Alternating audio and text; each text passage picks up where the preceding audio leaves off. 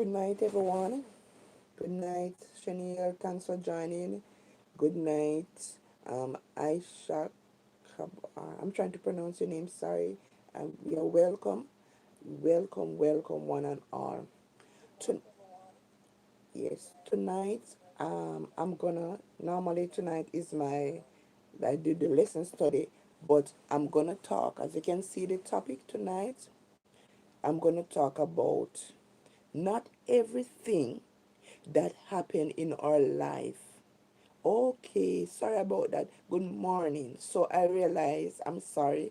I forgot I have people, calling from, viewing from different places in the world. So wherever you are, good morning, good night, good afternoon, and good evening, and welcome. Thank you for the like. And tonight is a very important topic, message I want to bring across. And the message is not everything bad that happened in our life is meant for evil. Not everything bad that happened in our life is meant for evil. And before I go into the topic, I'm going to go back to the story of Joseph. If you know about Joseph's story, Joseph's brother were envious of him, and they wanted to kill him and get rid of him because Joseph was his father's favorite son. And Joseph had a dream, and the dream was that when he told his brothers, and he told his father and his brothers that he had a dream where he see that the I think it was some like trees bowing down before him. And when he told the dream, the brothers were irritable and said, "Oh, you think you're better than us, so you're going to rule over us, and we're going to come bowing down to you." Little did they know, not even Joseph know what his future would be. But God, our God that we serve, he sees the future. He knows the future. We don't know what is going to happen in our life. And sometimes Joseph was a dreamer. And sometimes we have some dreams and we don't understand the dream. When we're growing up, we have some dreams and we just have the dreams and we just brush them aside and we don't know what the dream meant. Sometimes God is pointing us to something, but we don't truly understand our dreams. And the dream that Joseph had, if I could go back to that dream, the dream of seeing his brother bowing down to him. Let me see if I can find it. His brothers bowing down to him was in fact a dream where it was his reality that God was telling Joseph that his brothers is gonna bow down to him one day, though they hate him and though they wish him dead, he is gonna bow down to them. So what happened with the story of Joseph? And I say this before I get into my topic, because as I said, the topic for is not everything that bad happening in our life is meant for evil. Joseph brothers decided, his father sent Joseph with food. The brothers were in the field minding the sheep, and his father sent Joseph with food as usual to feed his brothers, food for the brothers. When they saw Joseph coming with a coat of many colors that his father made for him, because Jacob made this coat of many colors and he only made it for Joseph. He never make any for his other children. So they were jealous. They know that Joseph was his favorite son. So when they see Joseph coming, they said, "Oh, this is the dreamer. The dreamer is coming. Let us kill him. Let us," and they planned to kill him. But there was one brother, I think that brother was, it was Judah. It was Judah. That brother, I don't want to lie about it. That brother, one of the brothers, I'm going to get to it, said, "No, don't kill him. Don't kill him. Put him," it's not Judah, it's Simeon. I think Simeon was the oldest of Joseph's children. Simeon. So Simeon said to them, "No, don't kill him." Thus, there was a pit, and they said, "Throw him in the pit." Because Simeon knew that when the brothers were not around, he's going to take Joseph out of the pit and set Joseph free. So they put Joseph in the pit, but Simeon went, he went to do something. And when he came back, the brothers already sold. Well, Simeon went away, the brothers saw some Egyptian coming and horses going back into Egypt. And they said, let us sold him and get some money. Let us sold him into slavery. So they take Joseph and they took Joseph and sold him to the Egyptians. And when Simeon came back, the brother that said, don't kill him, when he came back and he went to the pit, he don't see Joseph because he wanted to free Joseph. That was his intention. And the brother said, we sold him into slavery. We sold him, and Simeon was very angry and said, what are we going to tell our father? This will take him because at that time Jacob was very old and he had lost Rachel. Rachel died in childbirth. So what are we going to tell our father? So they kill a sheep and they take Joseph coat of many colors and dip it into the blood of the sheep and told their fathers that a wild animal, maybe a lion, eat Joseph. So the weeping when Jacob heard that. They say the Bible said that Jacob wept. Jacob wept for many days with sackcloth and ashes. When you put ashes, you go on the ground and you take the dirt and you put all over your head. That was how Jacob wept for Joseph. But little did they know, Joseph thought it was evil because when he went to Egypt, he was put under great bondage and slavery. First, they put him in, but God was with Joseph because Joseph was about a teenager. A teenager. When he went to Egypt, Joseph could not speak the language of the Egyptian. Joseph could have turned away from his God because he went to Egypt at a young age. He could have lost his custom because because Egypt was a place where they have many idols, many different God of fertility, God of the sun, God of of waters, God of this, God. So the Egyptian worship many gods. I remember Joseph was worshiping the live true and living God, the one God of the universe. So when Joseph got there to Egypt at a tender age of about maybe 17 or so, that age, Joseph could have swayed away because from the custom and took up the custom of the Egyptians. But the Bible said that Joseph remained faithful. He remembered the teaching of his father. When they put Joseph was a field slave, they had him working in the fields. And they said that Joseph was such a hard worker and he worked so good that Potiphar was impressed with Joseph because when the favor of God is upon your life, He's gonna bless your labor. He's gonna bless your hand. Everything you put your hand to, He's gonna bless you. When the favor of God is upon your life, He's gonna bless your fruit of your hand. Whatever you do will prosper. So even though Joseph was taken from Egypt, sold into bondage, God was with Joseph, and wherever Joseph go, the blessing of the Lord was upon him. Even though he was in a strange land, a strange tongue, a strange custom. So Joseph was in the field, as a field slave, maybe as a on the farmland, farming, and but he worked diligently. He worked well. That is the importance of working. When you work well, you can succeed. So Joseph, when Potiphar now see that Joseph, he was in the field, and guess what? When Joseph was in the field planting the crops and doing the things was prospering.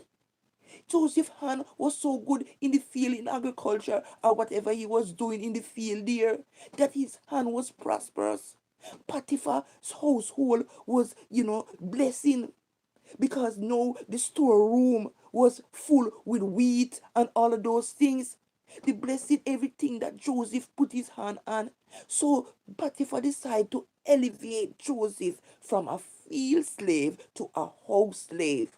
So Joseph came into the house of Potiphar, and Joseph was the one that take into account everything. For example, like stock taking, anything that need run out. Joseph was the one to inform Potiphar what is happening. So guess what happened? Joseph was a young man now, young man. He came to Egypt. He came to Egypt as a young teenager. He never have sex. He have never been with a woman or anything, because that was the custom of the Hebrews people. No adultery, no fornication. So yes, Joseph might have been, coming up a handsome man, looking good. And they said one day Joseph was having his bath, and Potiphar's wife saw Joseph and come with the temptation. The devil get into Potiphar's wife, and he came there trying to seduce Joseph to have sex with him. And Joseph said, how can I do this against my God? How can I do this against my God and sin? So Joseph has God with him. I cannot sin against my God. I cannot do this evil in the sight of God. Joseph was not even thinking about Potiphar sinning, betraying Potiphar by having sex with his wife, but he was thinking about, how can I betray my God? So even though Joseph have been in Egypt for many years now, he still have his God in his head, and he know the laws and the custom that adultery is wrong, fornication is wrong. So guess what now? So when Potiphar, can you say hi? Hi, Amelia Boxer. Hi, good night. Thank you for joining. Thank you, Ish. I'm trying to pronounce all of your name, but I want to say hi and welcome. Guys, this is a very important topic, because I know a lot of young people and a lot of people, things are going bad in their life, and they think it's for evil. But this story of Joseph will encourage you that not everything in that happens bad in our life is meant for evil. So what happened? Potiphar's wife saw that Joseph was a handsome, and he was hardworking, and everything that he put his hand on is blessed. No, Potiphar's house was flourishing also, because Joseph was there. So the devil get into Potiphar's wife and want him, and she went to seduce Joseph, to lie with her, to have sex with her. And Joseph said, no, I cannot do this against my God and sin. And Joseph run away, and Potiphar's wife grabbed Joseph's clothes that was around his waist. And what did Potiphar's wife did? Because Potiphar's wife didn't get his way, Potiphar's wife went to tell Potiphar how Joseph tried to seduce him and rape her, and Joseph must be killed. Must be killed, because Potiphar's wife did not get his way, and he did not want Joseph to go talk what she did. So she run and tell and grab his clothes that was around his waist, and go and tell her husband that Joseph tried to rape her. And no, Potiphar, wow, is this the Joseph that I know? Because Joseph that I know, he honors his God. Not even the God of Egypt can we get him to bow to. He's not going to bow to our God.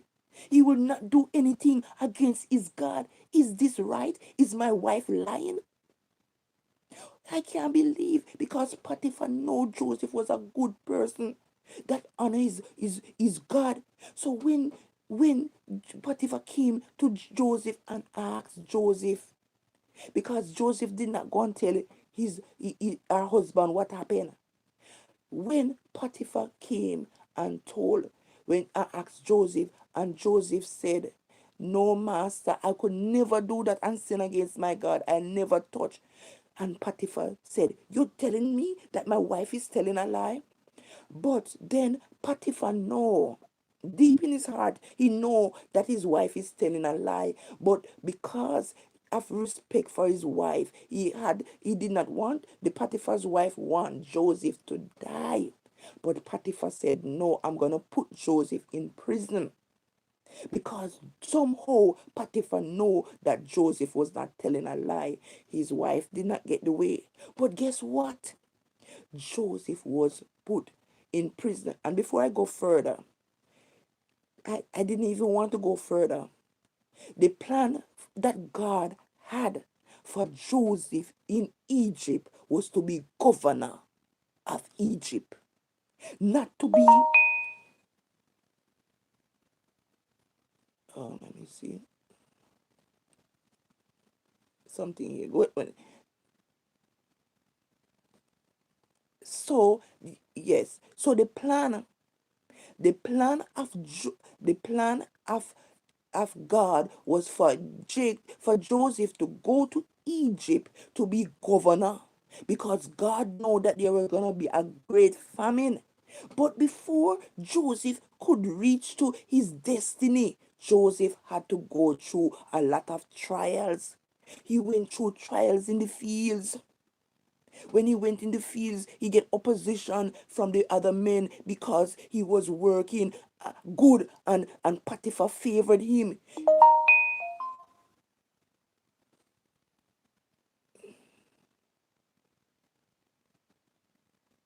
Okay, so we know that. Ready, guys? Okay, so what's happened, guys? That Potiphar, if you read the story of Potiphar in the Bible, when when Potiphar because I'm trying to summarize this story because it's a very long story, so you can get the picture. So Potiphar, when Potiphar came and asked Joseph, "Is this what happened?" So when Potiphar asked Joseph, "What happened? Why is this what my wife said that you are doing? Is it true?" And Joseph said, "No, master. I could never do this and sin against my God, and I could never do this sin and sin against you. I could never sleep with your wife." So Potiphar did not want to kill Joseph as what his wife suggested. So Potiphar had Joseph put in prison, because if he did not do something, it would look like he believed Joseph over his wife. So Potiphar put Joseph in prison. But guess what? Everywhere that everywhere that Joseph go, his hand prosper. In prison, Joseph hand prison prosper. Joseph was the supervisor, you could call. He was in charge of the prisoners. He worked so hard in prison that they favored, because the favor of God was upon Joseph. The blessing, everything that he does, his hand prosper. He was highly favored by God. Why? Because when you favor God and when you serve God, and when you put him first, he will put you first. He will favor you. So um, because Joseph favor God, because Joseph keep the commandments of God, because Joseph was willing to serve God, come what, he's gonna serve him. Joseph honor God, so God honor Joseph with favor from people. And God honor Joseph by making the fruits of his everything that he does prosper.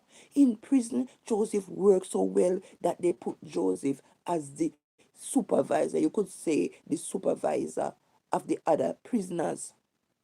We hear the story now. So time is coming near for Joseph's destiny to be fulfilled. It is coming nearer and nearer. You see how much trouble Joseph got through before he can get his finally, if before his destiny come true. Guys, please like the video. Please like as you watch. Please, thank you for liking. Give the video, give the live a like. So guys, you see how much trouble Joseph went through before he could become governor of Egypt. Lies told upon him. He was put in prison. He come in opposition. He come in opposition from people that hate him when he was working in the fields. before his destiny could be fulfilled, before he could reach to the will of God in his life, he had his brothers sold him into Egypt. He was taken away from his people, from his language, from his God. He was alone as a young teenager. But God was with Joseph. Joseph could have strayed, but he kept to his God. He remembered what his father taught him about the God of Israel. So when Joseph was in prison now, we hear about Pharaoh's had two, a baker and a butler. Somehow the baker and the butler, they stole. I'm gonna try to see. They commit some atrocities in the palace, and I'm gonna find out before I say anything, guys. I'm gonna go into it before. Listen. So I'm gonna go into the Bible and read what did the butler and the baker did that they were put in prison, because I don't want to say it of my. What did the butler and the baker did while they were thrown in prison? Let me look for it. So because I want to give the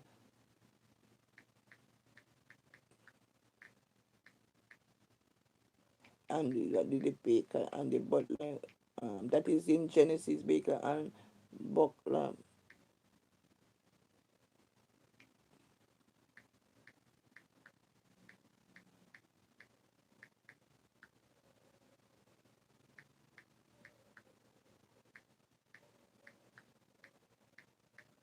Yeah, there.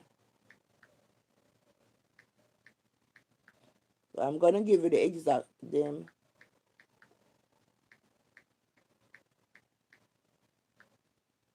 So let's go now. In Genesis, Pharaoh put his chief cupbearer, which is the cupbearer, is called the butler, and his chief baker in prison because they offended or sinned against him. So what? So while, as I was saying, oh, it is time for Jacob's destiny or the will of God to be fulfilled in prison. In prison, Jacob is gonna meet Pharaoh's cupbearer and is gonna meet the baker. They were put in prison because they sinned against Pharaoh, Pharaoh, the ruler of Egypt. And what did they do? They plot to poison Pharaoh. Somebody put they plot to it was likely a conspiracy to poison Pharaoh.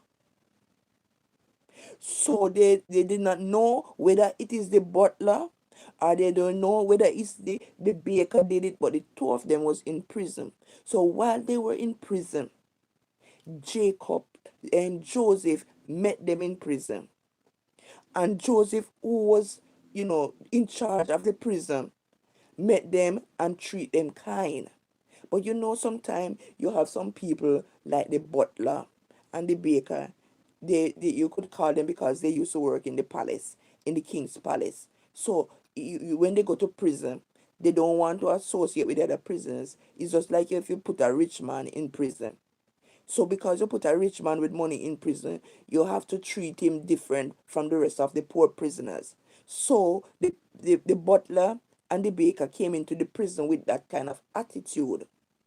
Maybe they did not respect Joseph because Joseph was just a prisoner and they were people that work into the palace. So they have high position in the palace. But what happened? The baker and the butler, the two of them had a dream. They had a dream, and in the dream, let me tell you what the dream was, guys, because I want to get you. I'm going to tell you what the dream is. But they, so what I want to say, the baker and the butler, they had a dream, and one of the dream, let me tell you what the dream is. I'm looking from in my Bible.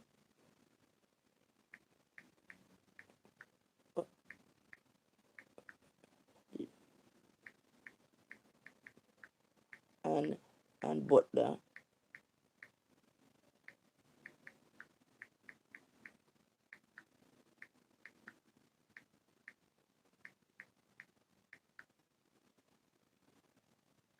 All right. So let us look at that, guys. Sorry about that. In prison, Pharaoh's chief cupbearer dreamt of a vine with three branches that blossom into grapes. So what happened? This is what gonna make Joseph, be known to Pharaoh now, because Joseph was not known to Pharaoh. He was known to Potiphar, but he was not known to Pharaoh. But because of this interpretation of the dream that the butler have and the baker have, that this was going to make Joseph be well known in the palace. So this is the dream. In prison, Pharaoh's chief cupbearer dreamt of a vine with three branches. So the cupbearer dreamt of a vine with three branches that blossom into grape, which he squeezed into Pharaoh's cup, signifying his restoration to service within 3 days. So the cupbearer dreamt that so this was a good dream. The cupbearer that dreamt of a vine that have three branches, and it have a lot of grape on it, and he took the grape and he squeezed it into Pharaoh's cup. And this dream Joseph interpreted as that Pharaoh is gonna restore him back to his work in the palace. Then the baker now, the baker's dream, the baker dreamed of three baskets of baked goods on his head. So the baker now dreamed that he had three baskets of baked goods on his head, and a bird came eating them out of his head. That is a bad dream. So Joseph interpreted the dream to say, so first the cupbearer's dream. This is what the cupbearer's dream meant. What Joseph tell the cupbearer what his dream mean. The cupbearer's dream was restoration. Pharaoh is gonna restore him back into the palace. He saw a vine with three branches that that had grape blossomed, and he pressed these grape into Pharaoh's cup and placed it in Pharaoh's hand, representing his return to his position in the palace. The baker's dream mean execution, while the cupbearer's dream mean restoration. The baker's dream, he had three white baskets on his head, and on top of his head with pastries, and the bird came and eat them out. This mean that he was gonna be executed. So the baker was going to be executed because maybe he's going to be found guilty of committing, of trying to poison or poison Pharaoh. So when Joseph interpreted the dream, it came out the same thing happened. The cupbearer returned to his job, was restored to his job in the palace, and within 3 days, the butler or the baker was executed, was killed. So, Joseph, was still in prison, and the cupbearer went to his palace. But as I said before, guys, is the time for Joseph destiny or the will of God to be fulfilled. What did God do? God make Pharaoh had a dream. God let Pharaoh had a dream. And this is the dream that Pharaoh had.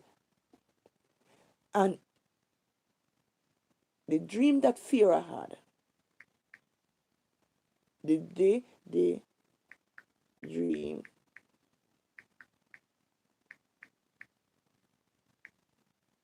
The dream Pharaoh had. Sorry, guys, I'm looking for it because I want you to get the right thing, guys, from the Bible, not from my mouth. The dream Pharaoh had. It is in Genesis. The dream that Pharaoh had.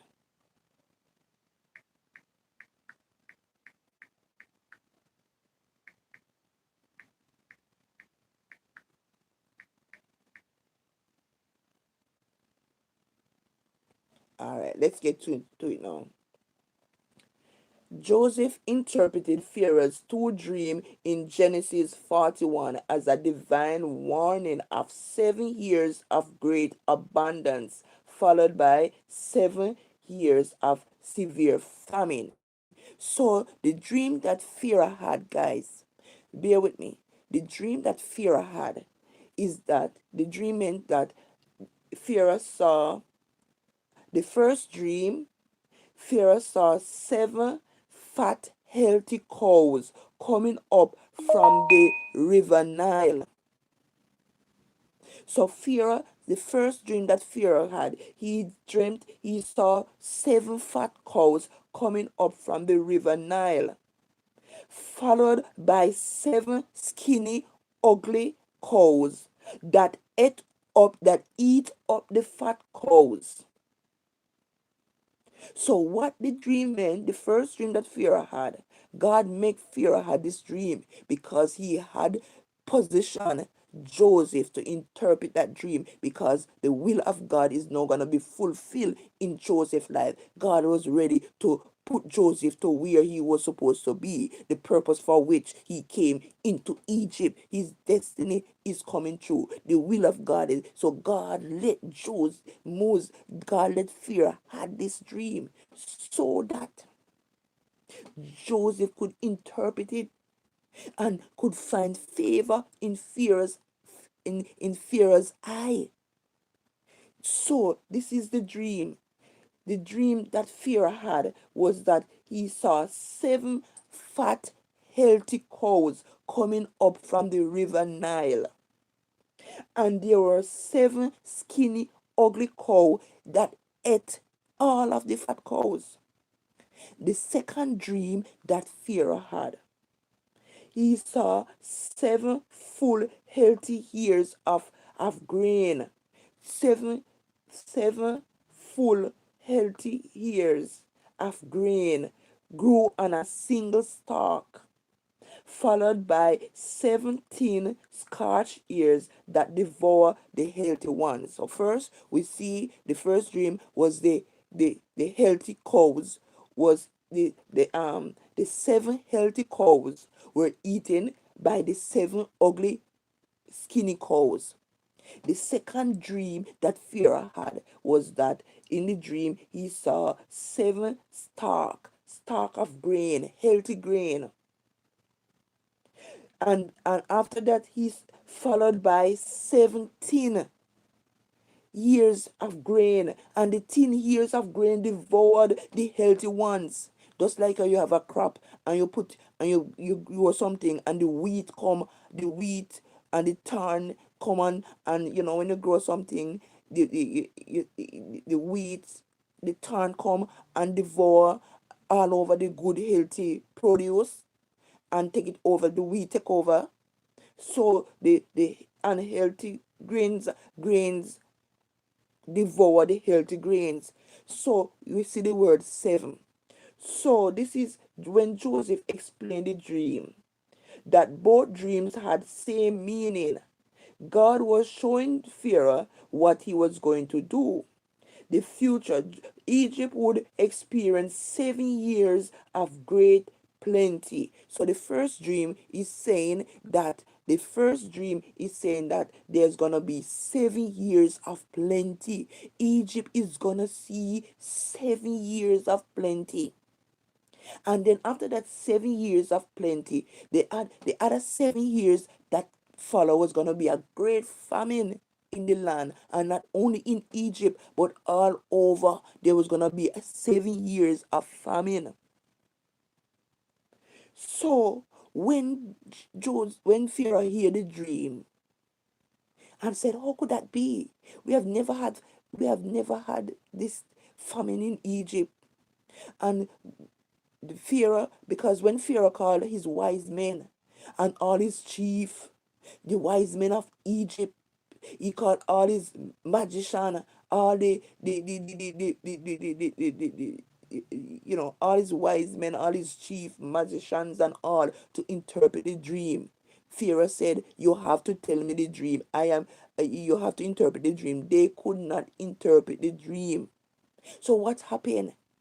The butler that was restored, that Joseph tell him the dream when he was in prison, and Joseph interpreted his dream, and he was restored. The butler remembered Joseph in prison and said, Pharaoh, I know a man. While I was in prison, he told me the dream of both me and the baker, and the dream come true. I was restored and the baker was killed. And the Pharaoh said, go and fetch me that man. And he went and fetched Joseph, and Joseph came, and Potiphar told him the dream. How am I doing? I'm doing okay, um I'm just having my regular devotional that I have on Fridays. Every Friday I have this devotional, go through the lesson study. So tonight I am talking about not everything that happens in our life is meant for evil. Not everything that happened in our life meant for evil. And I'm sharing the story of Joseph. And in the end, I will tell you why I say not everything that happened in our life is meant for evil. It might started out to look like evil, but God have a better plan. God have a better plan. So what happened? Joseph was brought to the palace. Joseph interpreted the dream that Pharaoh had. Joseph said the first dream mean that there's gonna be 7 years of plenty. Egypt was gonna blossom in agriculture. There's gonna be a lot of grain, and it's gonna have a lot of because remember, in Egypt they plant wheat, they have sheep, cows, and everything. So everything it's gonna be a 7 years of blessing in the land. They're gonna prosper in agriculture, in the sheeps, in the cows, and whatever they have is gonna flourish. So the first dream that the Pharaoh Joseph had when he see the seven fat cows were eaten by the seven skinny cows. It is showing that there's gonna be 7 years of plenty. That was what Joseph told Pharaoh. And the second dream that Pharaoh had, when we see the grains, seven stalk of grain was eaten by the 10 grains. It showed that there's gonna be famine 7 years. After the 7 years of plenty, there were gonna be 7 years of famine. So when Pharaoh heard the dream, the interpretation of the dream, he was very impressed. He was very impressed with Joseph, of the interpretation that Joseph gave. And Pharaoh said, who could it be? Who else could I be to run Egypt for me? Who else could I be the governor of Egypt but you? Because you interpret this dream, and you see you are the one that I'm going to make in charge to make sure that the storeroom is full of plenty. Because Joseph interpreted the dream and said, Pharaoh, you have to start to see to when in this 7 years of plenty, you have to save 7 years of grain. In the 7 years of plenty, you have to store grain for 7 years. So when the famine come, when the 7 years of famine come, you will have grain enough for those time. So now when you have the 7 years of plenty, you're gonna store up grains for 7 years. So when the famine come that will last for 7 years, you will have plenty. And that was what Joseph did. So when the famine came, There was famine in Egypt. There was no famine in Egypt, but the countries around it, like Israel and other countries around Egypt, they were having famine and they had to come in and buy grains. They had to come in and buy grains from Egypt. So there was famine. There was famine in Israel. And guys, and Jacob had to send his son down there to buy grain. So when Jacob's sons, that is Joseph's brother, came, when they came to buy grain, they not even recognize that it was their brother Joseph, because he was now a governor. He might dress like an Egyptian, so they didn't recognize him. But when Joseph saw his brothers,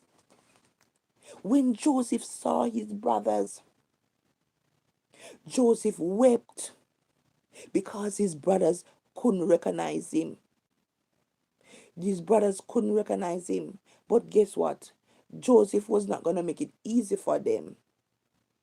So, if you read the story, I cannot go further and further into the story, because the story is not about, the lesson is not about the full story of Joseph. I just want to take you to give you a scenario that not everything bad happened in our life meant for evil. So the brothers came, Joseph tested them, and after testing them, he revealed himself to his brothers. And when they saw Joseph, that Joseph was governor, they were afraid because they thought Joseph was going to kill them.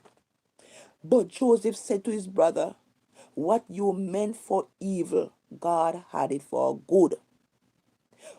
Joseph, when his brothers came to buy grain, and when Joseph revealed himself to them, and they saw Joseph as governor, and they remembered the wicked thing that they had done to him, they bowed before him and they cried, and they were afraid that Joseph was going to kill them. But Joseph forgave his brothers, and he said, "What you meant for evil, God meant it for good." So this is what I'm saying. Sometimes some situations happen in our life. Sometimes we get setback. Sometimes we get delay in our life, and we think it is evil. We think it's somebody doing us something. We think it's witchcraft. Yes, sometimes the devil. Sometimes the devil, and sometimes the wicked people putting delays, stagnation, blockage in our life through forms of witchcraft and all of those things. And there are times that God, it is sometimes it is the plan of God.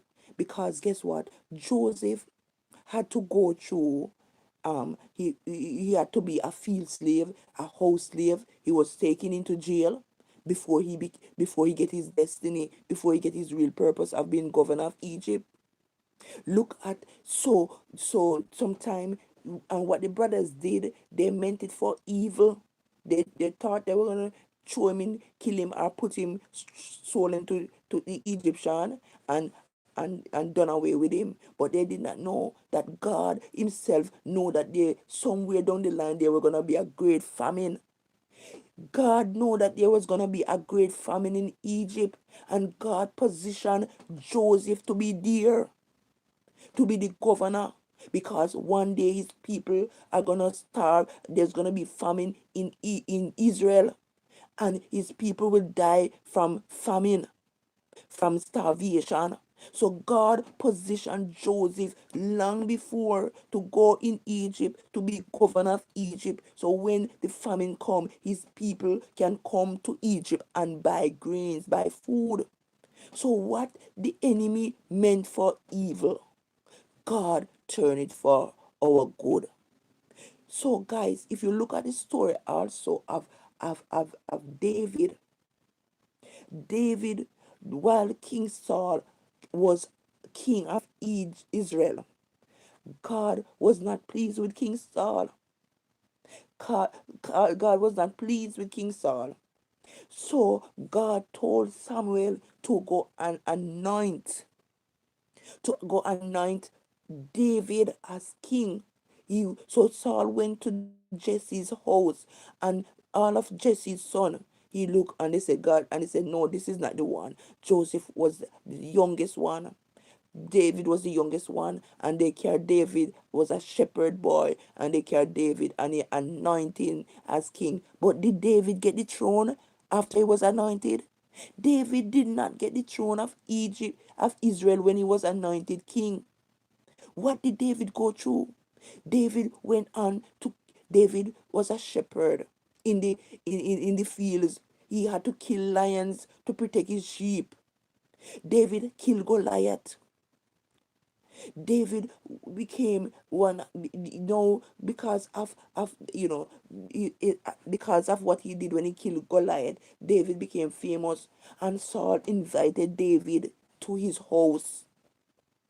David used to play the harp. So so Saul invited David to play his harp, even though David was anointed king to be the next king of Egypt.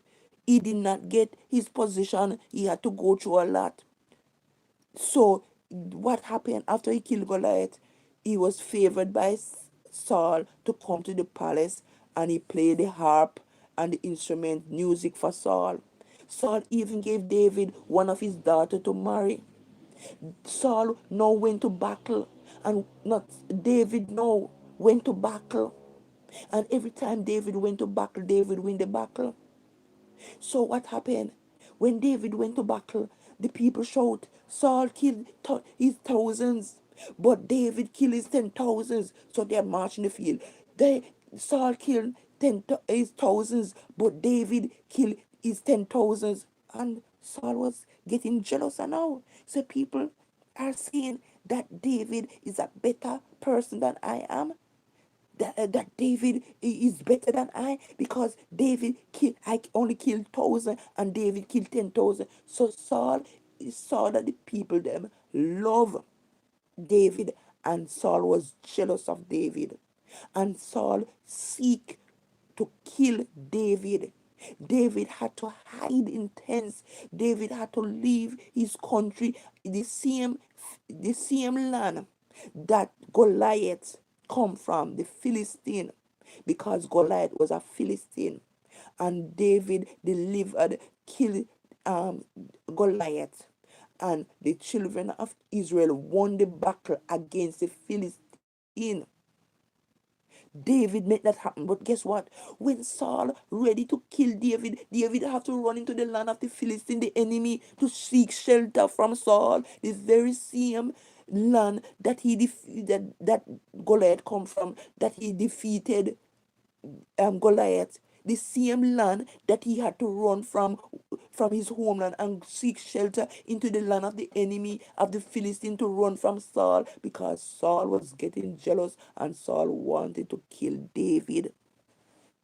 And David and Saul, if you look at David's psalms, most of his psalms that he read, fret not thyself because of evildoers. He talk about evildoers, wicked persons. If you look at a lot of David's David's psalms, he talk about enemies, because Saul was David's enemy. Saul, day and night, Saul seek to kill David.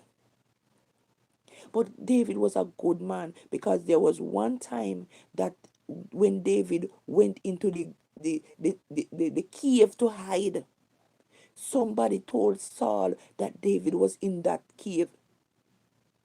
So Saul was in the tent. Now he gone up into the hills, into the cave, waiting to see if he can capture David. One day, the same tent or the same cave that Saul was, he was sleeping, and David came to the same tent while Saul was sleeping.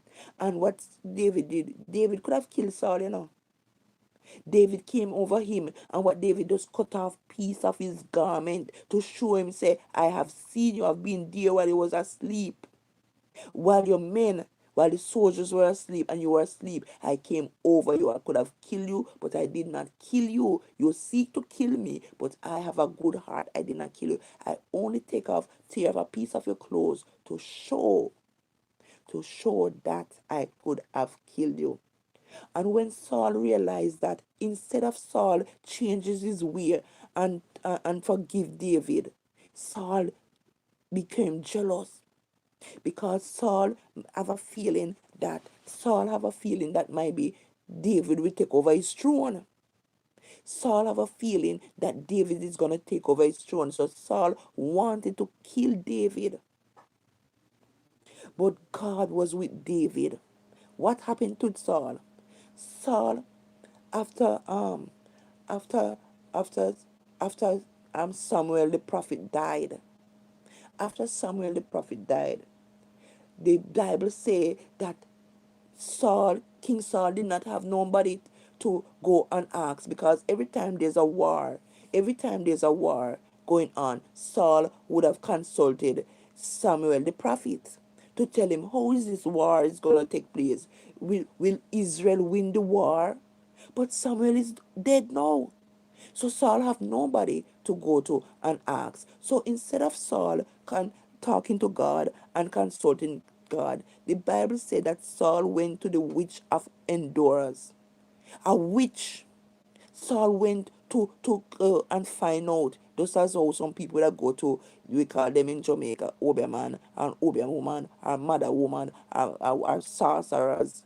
Saul are astrologers. Saul went to an astrologer, or one of those persons, which is to find out if Israel will win the battle. Instead of him going to his father, the God of heaven, and consult him, Saul went to a witch of Endor to find out if Israel is going to win the battle, because he did not have Samuel anymore, because Samuel has now died.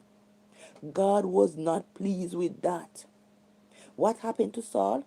When Saul went into the battle, Saul was killed in the battle.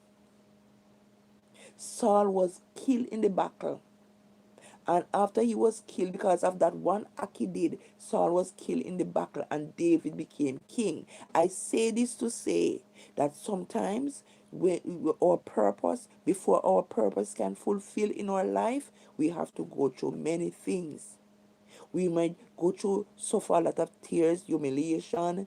People might mock us. People might laugh at us. People might put setback in our life. We might go through spiritual warfare. We might seem that God don't care and God has forsaken us and all of those things. But sometimes, just like Joseph, before he get his final destination, before he reap the reward of his destiny, he had to go through a lot of trials and tribulation, just like David. Before, even though he was crowned king, to be the next king of Israel, he had to go through years of running away from Saul. He had to go to years of running away from Saul, even though he was anointed the next king of Israel. He did not get the king of Israel right away when he was anointed. He got to trials. Joseph never become the governor of Egypt as he went down into as he went down into Egypt. No, he became a field slave, a house slave, thrown into prison. Then after that, he went into the palace and become governor of Egypt. So I'm saying to you to say that sometimes not everything that happened in our life is meant for evil. Sometimes, as Joseph said to his brothers, what you meant for evil, God have it for our good. What you meant for evil, God have it for our good. We cannot see it now, and it look impossible, and it look difficult, but sometimes it is God is behind everything. God is making a way out where we cannot see. He's working in the background. We cannot see it. Because when we trust God, like Joseph and David, when we honor God like these two men, God will honor us and favor us. He will not let the enemy win. Because what God said he's gonna do, he's gonna do it. His words will never return unto him void, because he honor his words above his name. God is not man that he should lie. So you might be out there and you're going through some things in your life, my friend, you might be going out there and you have problem in your life, and it seems like it is, might be you think somebody do you something wicked. You think somebody do you something wicked, and you think, this is the worst thing. But sometimes these things happen because God want to move you from the where you are. So in order for Joseph to reach his destiny, in order for Joseph to reach his destiny, how would he reach his destiny in Egypt? The brothers have to sell him, would have to sell him into Egypt for him to reach Egypt, because Egypt was his destiny. So Egypt was Joseph's destiny. So how was he gonna achieve his destiny? And the will of God was for, so his brother had to sold him into Egypt for his destiny to be fulfilled. His destiny was in Egypt. So sometimes our destiny are at some place, and some things happen, and we say it, and we have to go to that place, and we say, oh my God, look how I have to flee my country.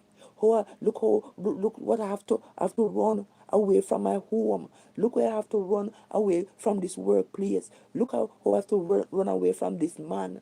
Look at how this man is abusing me, and I have to leave my marriage or leave this. But sometimes God wants us to move. And sometimes if we don't want to move, He will make us, some things happen in our life that we have to move, because some of us too stubborn. Sometimes God have better for us, but we stick into we stay into that old relationship. We stay into that job that that is causing us to sin and lose our way. We stay into our comfort zone because we don't want to try. We stay into our comfort zone because we don't trust God, that what God said He will do.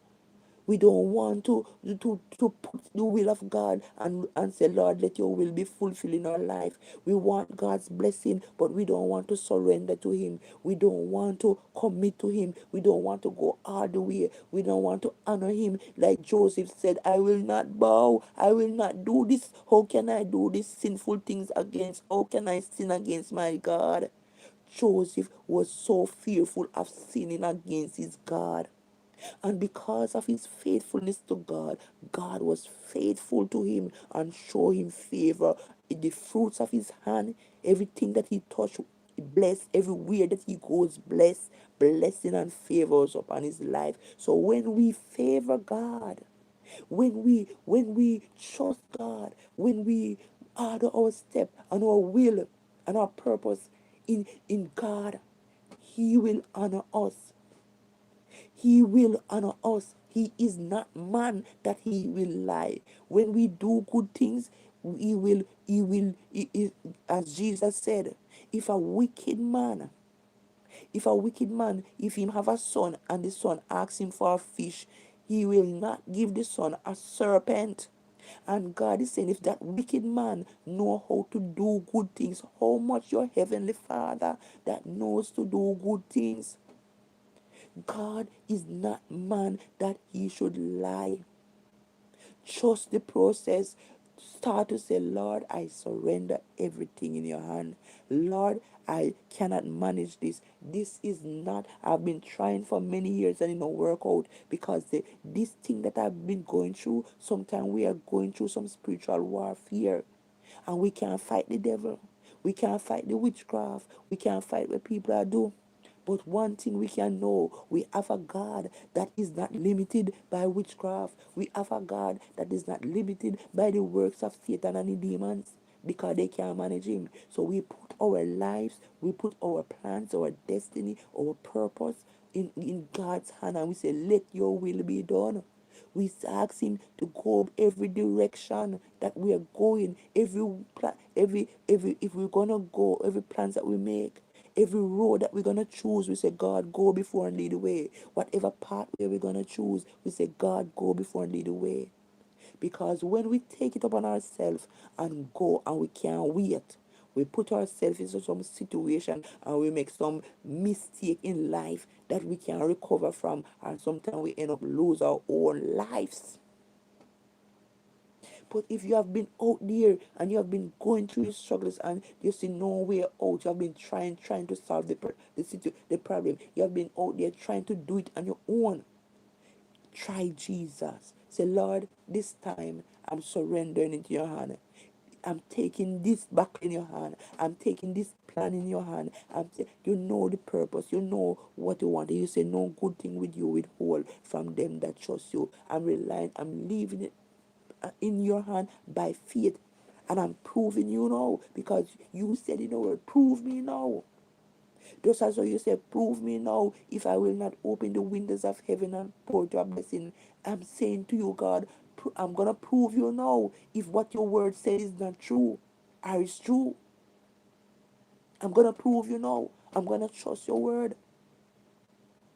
And if what you say you will do, you know, do it, then that will never happen because you are not man that you should lie.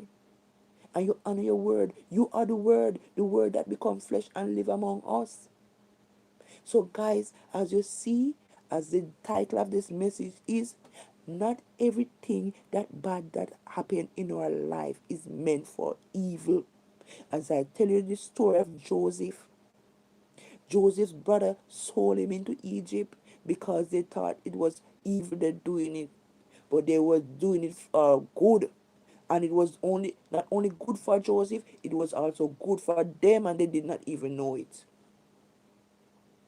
So, this is the message tonight, guys. And I just want to take the time out to say thank you, Chanel, for joining. Thank you very much. Thank you, Amelia Baxter. Thank you for joining.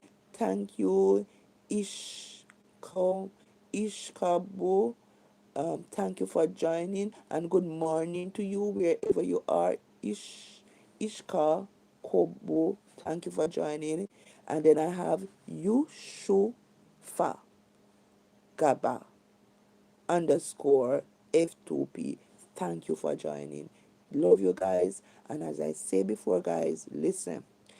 On Fridays, I will go through, I do this lesson study. On Fridays, I do lesson studies on the Bible. Sometimes I will drift away like tonight. I just feel the need of talking about this topic because I know there are people out there that are going through um, a lot of problem, and they are saying why this wicked thing is happening in my life. And maybe God want me to give you this message to let you know that not everything that happened in our life is sometimes meant for evil. Is God gonna work it out? If it start out evil, God have a way of turning it out and make it to be something good. So guys, join me here every Friday at 9 p.m. where I go through, and Fridays at 9 p.m. I normally go through the lesson study. But tonight, I drift away from the lesson study because God wanted me to put this message on your heart because you might be out there going through a lot of problem. You might be going out there and said, why is this wicked thing happen to me? You might be going there, you have problem in your home, problem in your marriage, problem at work, problem finding a job, problem finding somewhere to live, problem in your school, problem finding school fee, problem with the children, whatever your problem is, and you say, Lord, why me? God has a way of working it out for our good when we trust him and we are sincere to him like Joseph was. He will show us favor, and he will and he, when we are sincere to him, he will show us favor and he will work it out for our good. What was meant for evil, God can work it out for our good when we trust him, when we say, Lord, I surrender this problem, whatever I'm going through in my life, I surrender it and say, let your will be done in my life and not my will. This situation, Father God, I cannot manage it anymore. I tried. I don't know where the school fee coming from. I surrender it in your hand. The marriage is falling apart. Lord, I surrender my marriage in your hand. The job I can't find, I surrender it in your hand. I don't have no money to pay the bills, nowhere to live. I surrender it in your hand. Surrender it in the hands of God. Keep on praying and keep on trusting. He said, faith is the substance of things not seen, but things not seen. So when we have faith, we don't know the outcome. We don't know, but when we trust God and because we believe His word, because He said that no good thing will He withhold from them that trust Him. He said, ask and it shall be given, knock and it shall be opened, seek and it shall be found. And when we say to God, let your will be done in my life, not my will, let my will, because the will that God have for us. So God wants us to prosper, guys. God wants us to prosper in this life too. Just as our soul salvation prosper, His word said, He said, as your soul prosper, as your Christian life prosper, I want you to prosper in and be in good health, and I want you to prosper in this world.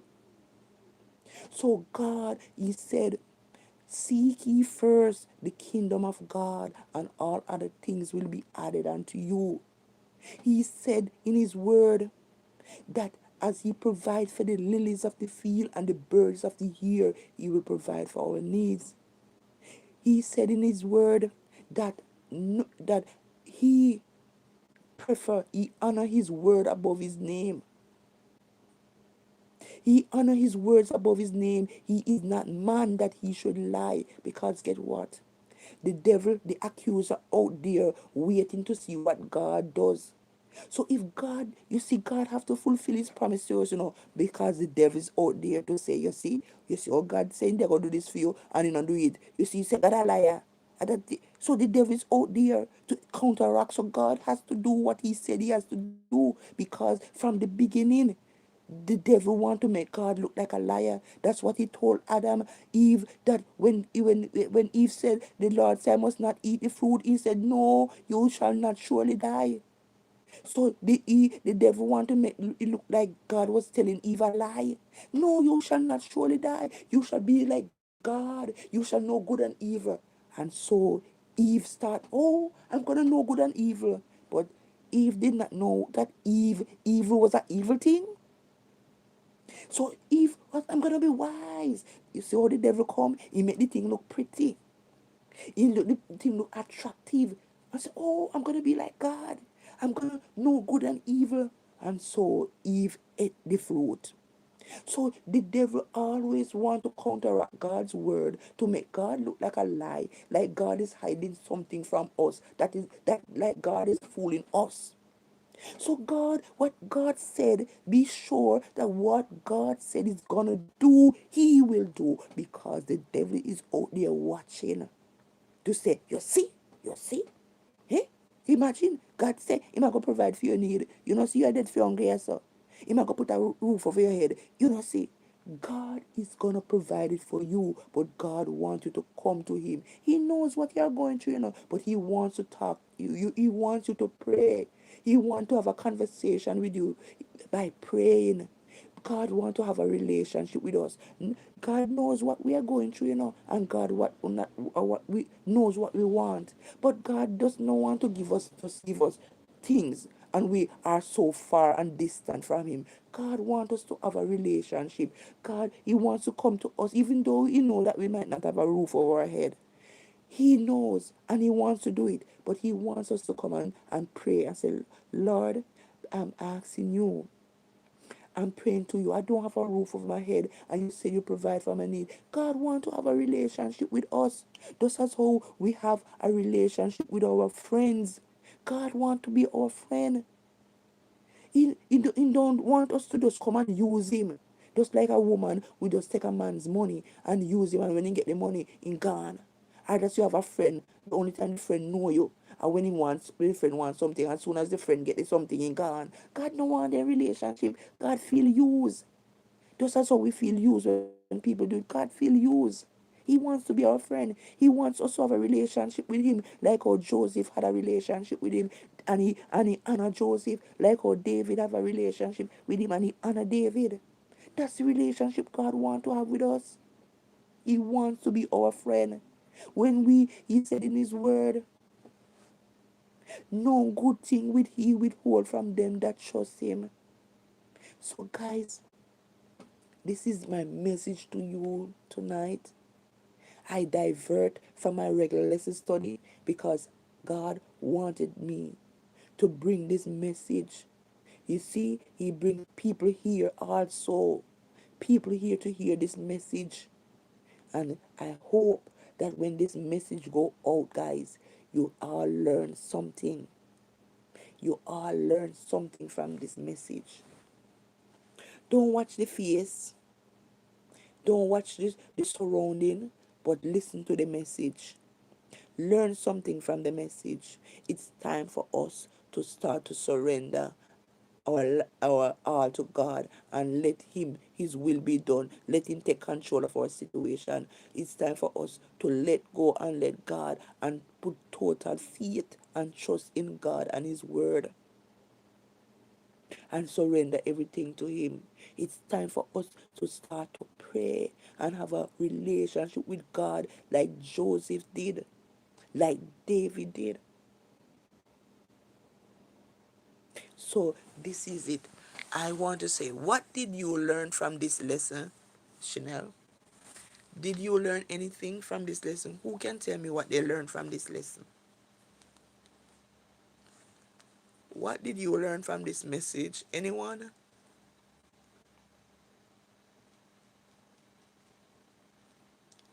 Anyone can tell me what they learned from this message?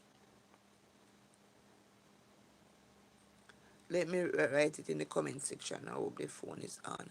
What did you learn from this? What did you get from this message? Anything?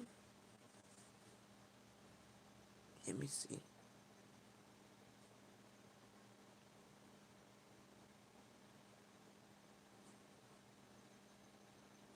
Great. Thank you. You well said, Chanel. Delay doesn't mean denied. Trust me. What God said He's gonna do, He will do, guys. What He said He's gonna do, He will do. Just trust the process. Guys, who else can tell me what did you learn? Who else on the platform can tell me, did you learn anything from this message?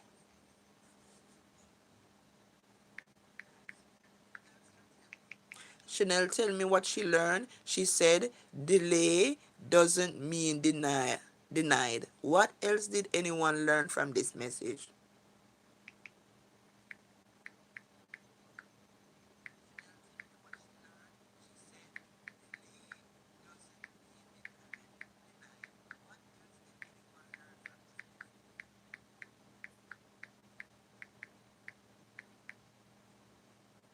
Who can tell me? Anyone? Okay, let me see. Is Amelia Boxer? As long time I've been seeing you. Can you tell me? Amelia Ish Ishka Ishko Ish. I'm trying to pronounce his name. Can you tell me Yusha Yushua? I'm trying to pronounce his name. Can you tell me what did you learn? Good morning. So it's morning where it's morning for some people here and it's night for some people. So welcome guys. Once again, I just want to thank you and thank you for your participation. Good night, good morning, good evening. Guys, don't be shy. Don't be shy. I don't want any shy people here. Don't be shy. Talk to me, man. Talk to me. Talk to me. What did you learn?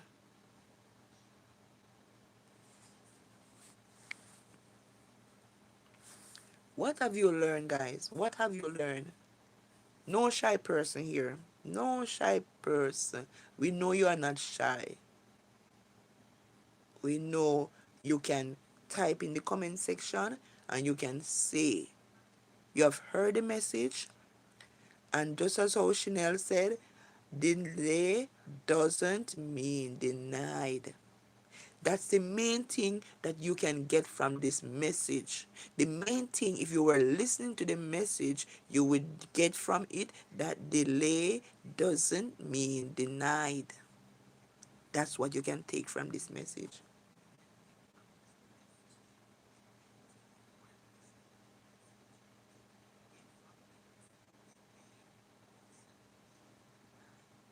So once again, it's now, let me see, it's been about an hour I've been here. I just want to say, guys, thank you. And let me show you my little appreciation of love. Love you guys. Let me,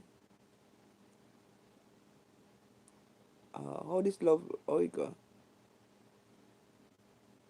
Oh it go? Am I doing it right? Mhm. This is a heart. Love you guys. Love, love, love. And see you as I've been doing a lot of live videos lately. And I just want to tell you guys, thanks for joining. Thanks, thanks, thanks. Please like the vid, like. All right. Let me show you how to like the video, guys. I'm gonna show you how to like the video because some of you might not know how to like the video. All right.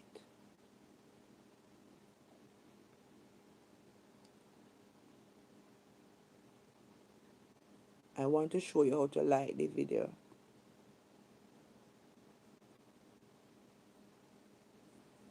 If you see this on your phone, this on the phone, you can press this. You can also press these things on the phone, you know. You see, look there. You can press these too.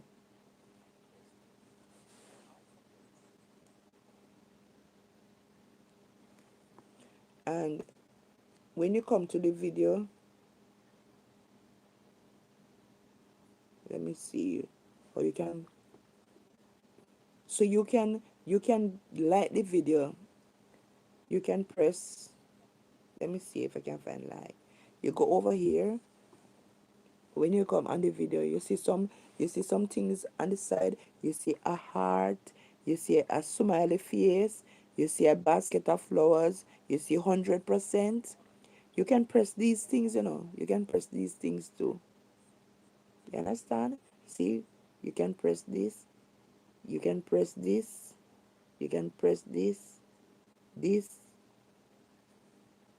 So so you can press this, give the, you know, also. And the like button, let me show you what the like button look like. The like button, guys, because some of you might not know what the like button look like.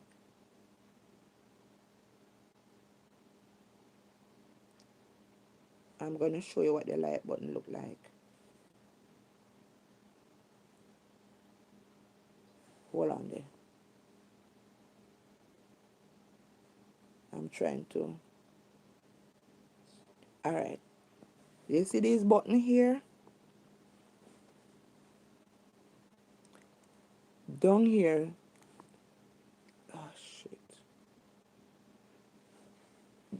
Underneath, you see underneath the video, you're gonna come up with a thumbs up. You're gonna see a thumbs up, and you're gonna see a thumbs down. So underneath the video, you underneath the video you're gonna see a thumbs up and a thumbs down. The thumbs up, you press it. I don't know if you can see it. So when you come, all right, you see that, you see this here? All right, look. See me take off my hand. Right underneath the video, you're gonna see a thumbs up and you're gonna see a thumbs down. You're gonna press, see black something come up, you press the one that says thumbs up, that is like. When you press the thumbs up, it means like. You understand? When you press, you do the arrow, the one that go down is dislike. The one that go up is like. So when you look underneath the video where you see the person's um face, like you see, like right now you see my picture right here, right beside my picture, right underneath the video, right beside my picture, you see a thumbs up and a thumbs down. You press the thumbs up there, so, and when you press it, it look black, it come like black. That's how you give the video a like. You hear, Chanel? You hear?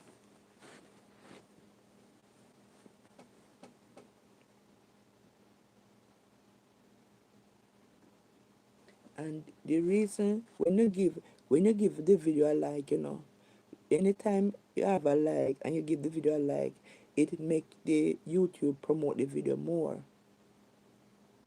Because YouTube is, when you put a like on somebody's video, it is showing YouTube that people like what you are doing, and YouTube will make the video promote it more. So it is very important that you like, you comment, and you subscribe. Because if a person put out a video and there's no one to like it, no one to comment, and no one to subscribe to it, that you are saying to YouTube that this video don't make no sense. Nobody is watching it. So this is why I always said like, comment, and share, because this is what make the YouTube promote your video. So, and when you promote the video, more and more people will watch it and see it, and I'll get more views. And the more views you get, as the more you can be monetized. You understand? So, as you can see, I'm sweating here.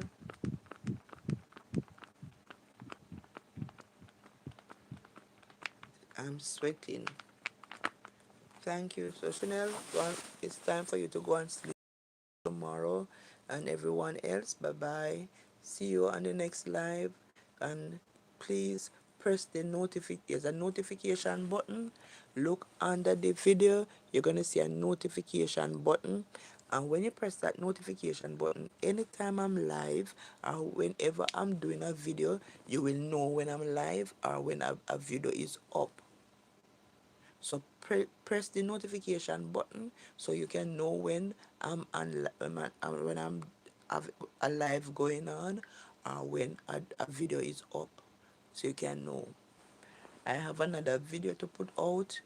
Uh, I have a video to put out. But guess what, guys? I have to get some more space. Thank you, guys. Thank you. So I have another video to put out. This video is a question and answer video. It does not on the channel yet.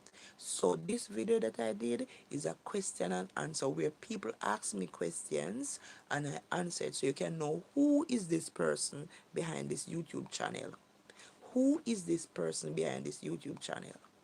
So I'm gonna try. It is telling me that I don't have enough space, but I'm gonna try to put up that video. So that is why you realize that I do more live videos.